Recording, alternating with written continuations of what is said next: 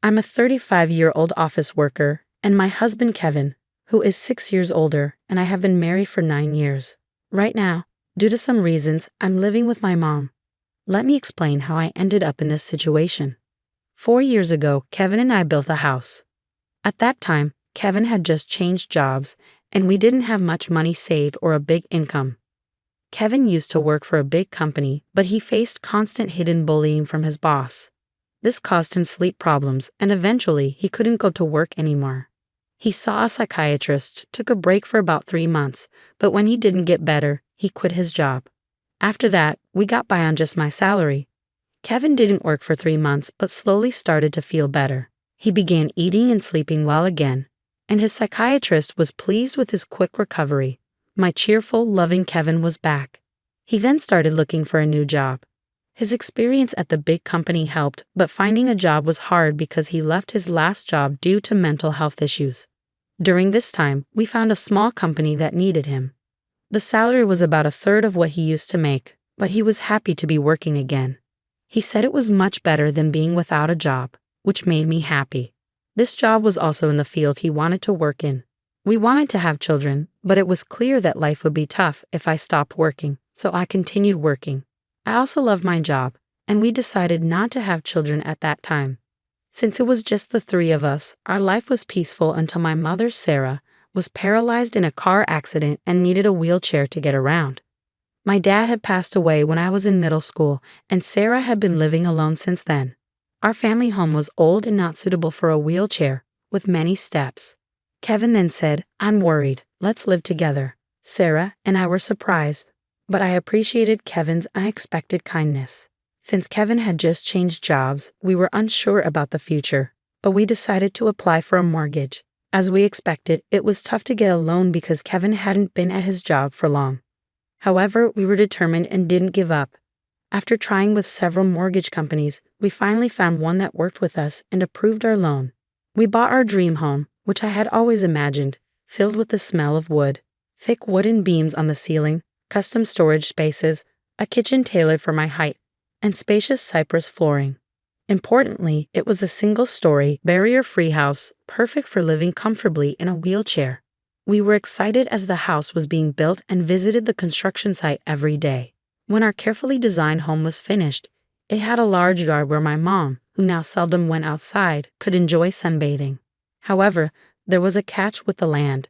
It was given to us by Kevin's grandfather, who adored Kevin. Kevin's family wasn't wealthy, but when his grandfather was diagnosed with cancer, he started to distribute his assets, giving us the largest plot of land. It felt like winning the lottery, but the land was just a 10-minute walk from Kevin's family home. When we told them my mother would be moving in with us, Kevin's sister laughed and said, "Why is your mother moving in too? How shameless is your family?" Kevin's mother told me marrying someone different like you would bring trouble. She also harshly said it was terrible for her son to have to care for an old person and called me a curse. Even then, Kevin stood up for my mother and me. He said the land was a gift from his grandfather, and no one should complain. Kevin's mother and sister are really mean. It's amazing that Kevin, who is so kind, comes from that family. He's like a beautiful flower that grew out of mud. Kevin always says his family shows him how not to be. Kevin thinks his grandfather gave us the land because he wanted us to take care of his mother in her old age. He also gave other properties away. Kevin's sister got a parking lot that's a 10-minute walk from their home. It's smaller than our land but makes good money from parking fees. Honestly, I would have preferred that, but a gift is still a gift, and we are thankful. Thanks to my grandfather-in-law, we could build our house without paying for the land and used it to help get a loan. When the house was finished, we invited Kevin's mother and sister's family over. The builders told us they had visited the house several times without asking us. They showed up late without apologizing and said, "This is kind of like Grandpa's house, so it's like our house too." Kevin's sister came in with muddy shoes and said the house smelled nice and didn't need air fresheners. She and her husband walked around with muddy shoes, ignoring the slippers we offered. When I suggested they use slippers, she laughed and said it was too much trouble and we could just clean the floor. The visit was uncomfortable from the start, and they didn't bring anything with them. When they saw my mother's room, which is spacious and sunny, Kevin's mother said she would like that room. My mother's room is like a duplex with its own kitchen, almost a second living space. I want to live here, said my mother-in-law during the third point of her conversation. She then told my mother, you were lucky to have that accident, weren't you?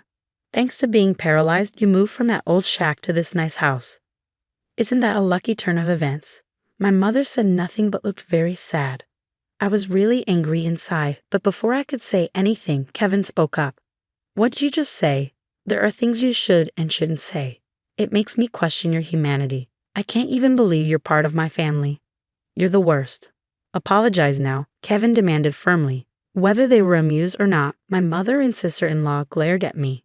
Then my sister-in-law angrily asked Kevin, what's this all about? It's a total turnoff. It's not cool to invite people over and then be rude to them just because you built the house. You think you can act superior.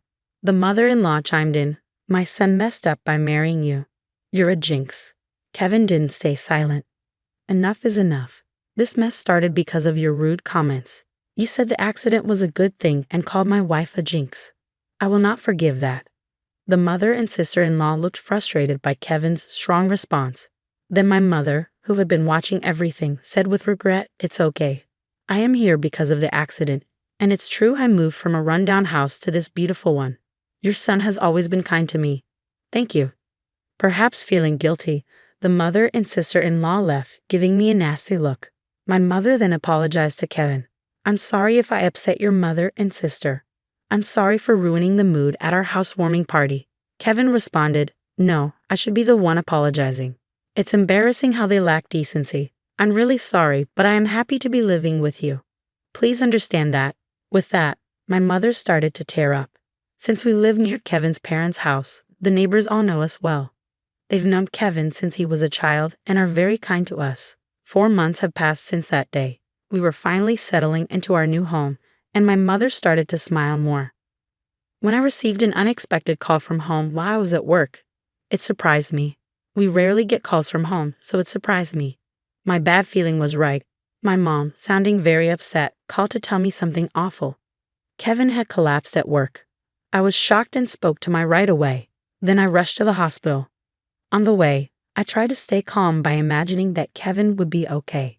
When I got there, joking around like always.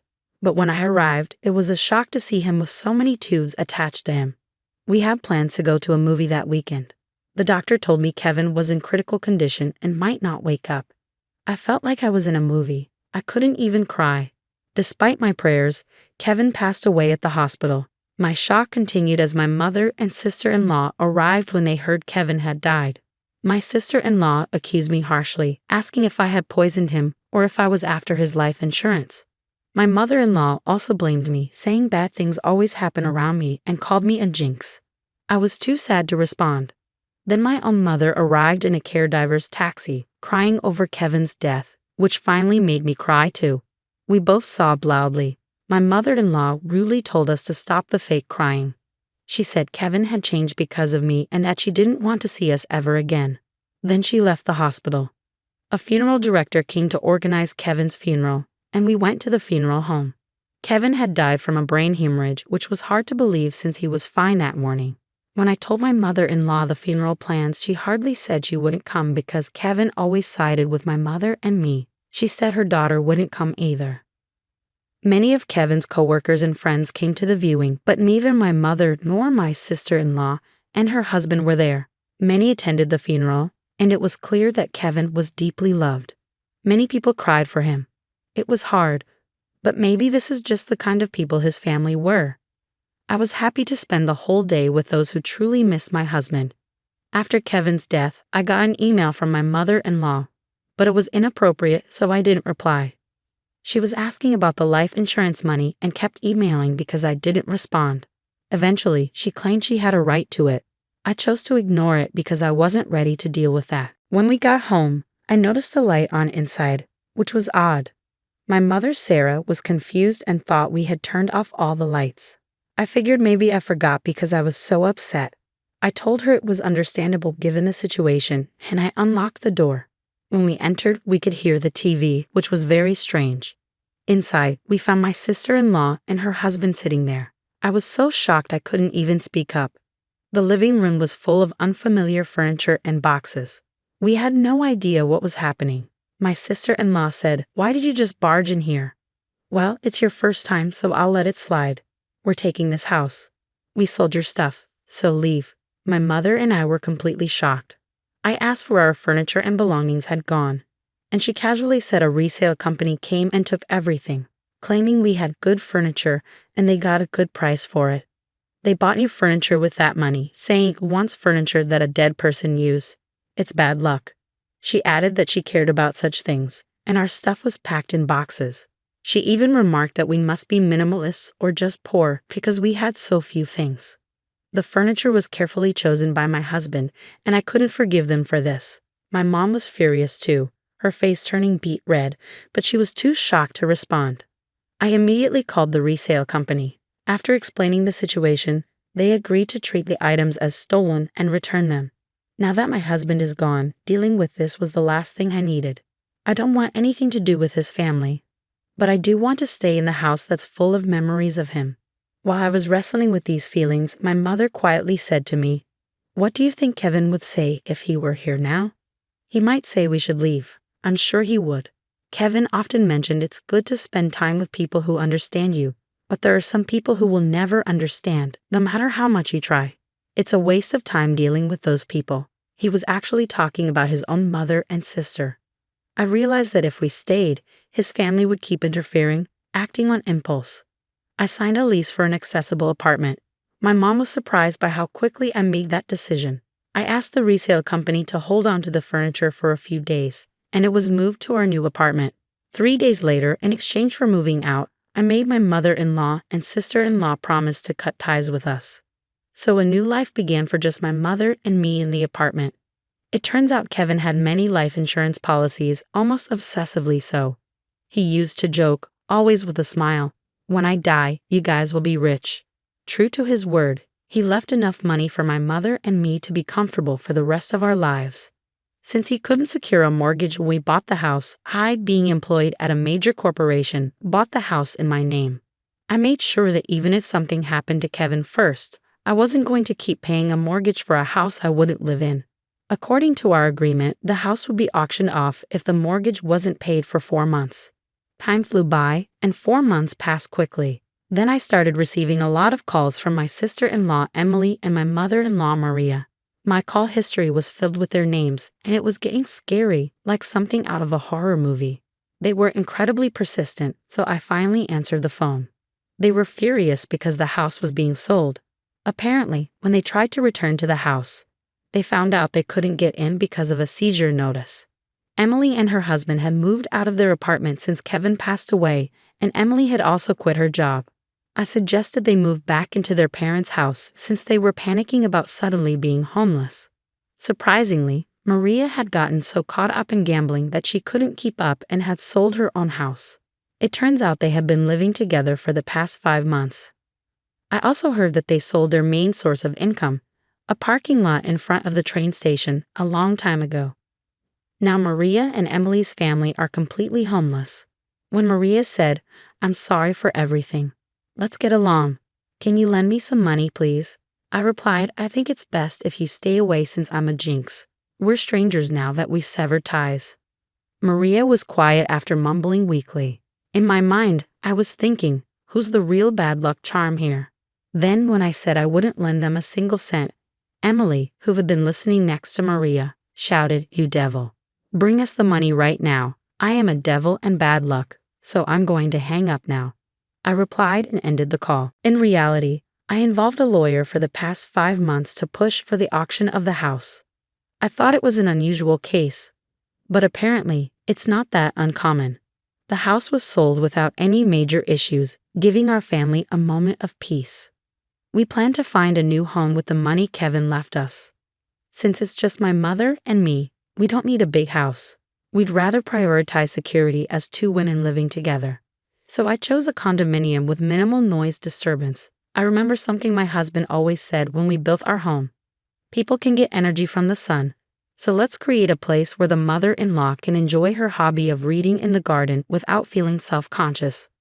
With those words, he had made a spacious courtyard for her. It's heartening to hear that you found a condominium with a spacious balcony where your mother-in-law can enjoy her coffee and reading. While the new place may be smaller than your previous home, it's comforting to know that you're able to keep some of the furniture your husband likely chose. The sale of the house, which was on the expansive land gifted by Kevin's grandfather, fetched more than expected, providing a solid financial foundation for your family's future. The decision to invest in a luxurious condominium with top-notch security features is a testament to your late husband's cautious nature, and it undoubtedly brings you a sense of peace in the wake of the tumultuous events involving your in-laws. Since Kevin's passing, life has taken a dramatic turn, and navigating the fallout from his family's actions has been emotionally draining.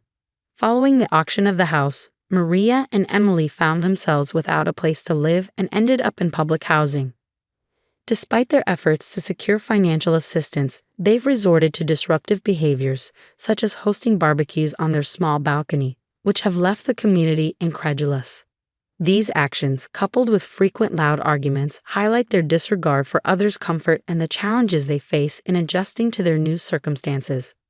With Emily's husband having left, she and Maria are now facing these challenges on their own. It's a difficult situation, but it's clear that you've made the right choice in prioritizing your own peace and security as you move forward with your mother in your new home.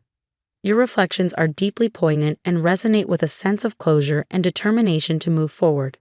The stark contrast between the peaceful sanctuary you've created with your mother and the turmoil your former family is experiencing serves as a powerful reminder of the consequences of one's actions. It's evident that you found solace in creating a tranquil haven where you and your mother can feel safe and secure, free from drama and disruptions. Despite the challenges you faced, you remain committed to honoring Kevin's memory by living a life filled with positivity and peace.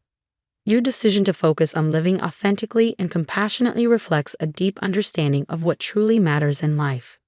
As you navigate this new chapter, guided by Kevin's spirit of kindness and resilience, you're determined to live in a way that would make him proud. Your journey of resilience, growth, and honoring Kevin's legacy serves as an inspiration to cherish the moments of silence, savor the memories, and embrace the beauty of living well. As you continue on this path, may you find comfort and strength in the love and laughter you shared with Kevin, and may your chosen sanctuary continue to be a source of peace and joy in your life.